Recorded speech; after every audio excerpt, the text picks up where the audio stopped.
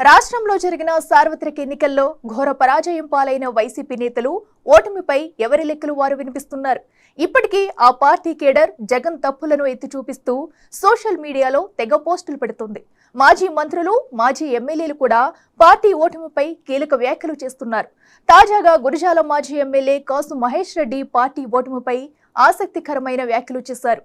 TDP నుంచి వైసీపీలోకి వచ్చిన నేతల నోటి దురద వల్లే వైసీపీపై నెగిటివ్ పెరిగిందంటూ పరోక్షంగా వల్లభినేని వంశీ, కొడాలి నానిలను టార్గెట్ చేశారు.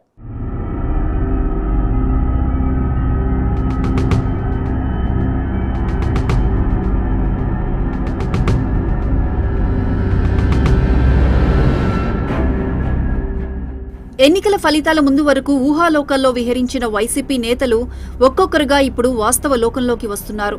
జగన్ పంచిన నవరత్నాలే తమను గెలిపిస్తాయన్న పిచ్చి నమ్మకంతో కనిపించిన ఎమ్మెల్యేలు మాజీలయ్యాక ఓటమిపై పోస్ట్ మార్టం చేసుకుంటున్నారు.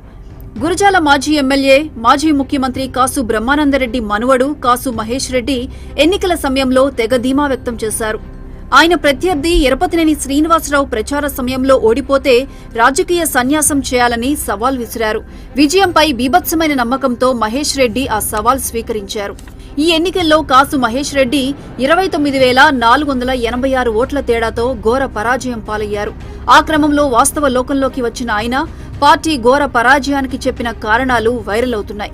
వైసీపీ అంత ఘోరంగా ఓడిపోవడానికి ప్రధానంగా 3 కారణాలున్నట్లు కార్యకర్తలు తనకు చెప్పారని, వాటిలో జే బ్రాండ్ లిక్కర్ ఒకటని, లిక్కర్ పాలసీని మార్చాలని సజ్జల రామకృష్ణారెడ్డికి, విజయసాయిరెడ్డికి అనేక సార్లు చెప్పినప్పటికీ ఫలితం లేకుండా పోయిందన్నారు. ఇక ఇసుక పాలసీ వల్ల పేద వర్గాలు తీవ్రంగా నష్టపోయారని పేర్కొన్నారు. చివర్లో ల్యాండ్ టైటిలింగ్ యాక్ట్ దెబ్బతీసిందన్నారు. జగన్ ఓడిపోవడానికి కొంతమంది నాయకులు నోటి దురుసు కూడా కారణమని పరోక్షంగా కొడాలి నాని, వల్లభినేని వంశీ, రోజాలను టార్గెట్ చేశారు. టీడీపీ నుంచి వైసీపీలోకి వచ్చి చంద్రబాబును బూతులు తిట్టారని, ఇలాంటి అవమానాలు చంద్రబాబు, టీడీపీ నాయకుల్లో కసిని పెంచాయని పేర్కొన్నారు. చంద్రబాబు అరెస్టు కూడా తప్పిదమేనని అంగీకరించారు. కాసు మహేష్ రెడ్డి చెప్తున్నట్లే వల్లభినేని వంశీ, కొడాలి నాని, ఆర్కే రోజాలపై వారి సెగ్మెంట్లలో తీవ్ర వ్యతిరేకత కనిపిస్తుంది.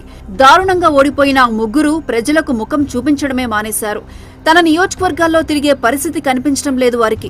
ఇక జగన్ సర్కార్ కాస్ట్లీగా అమ్మిన చీప్ లిక్కర్ గురించి వేరే చెప్పనవసరం లేదు. ఇసుక పాలసీ ఇంపాక్ట్ ఎంత ఉందో చెప్పడానికి అమరావతి రాజధానిలో అర్ధాంతరంగా నిర్మాణాలు నిలిచిపోయిన బిల్డింగ్లే నిదర్శనం. అదలా ఉంటే మాచర్లలో ప్రస్తుతం వాస్తవాలు మాట్లాడుతున్న కాసు మహేష్ రెడ్డి పోలింగ్ తర్వాత టీడీపీని ఒక రేంజ్లో టార్గెట్ చేశారు.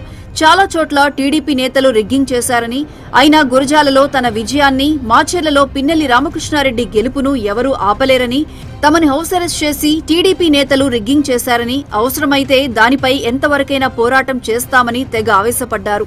ఇప్పుడు ఓటమికి కారణాలు అంత వివరంగా వినిపిస్తున్న ఆయన ఓడిపోతే రాజకీయ సన్యాసం చేస్తానన్న ఛాలెంజ్ గురించి మాత్రం మాట్లాడకపోతుండడం విశేషం.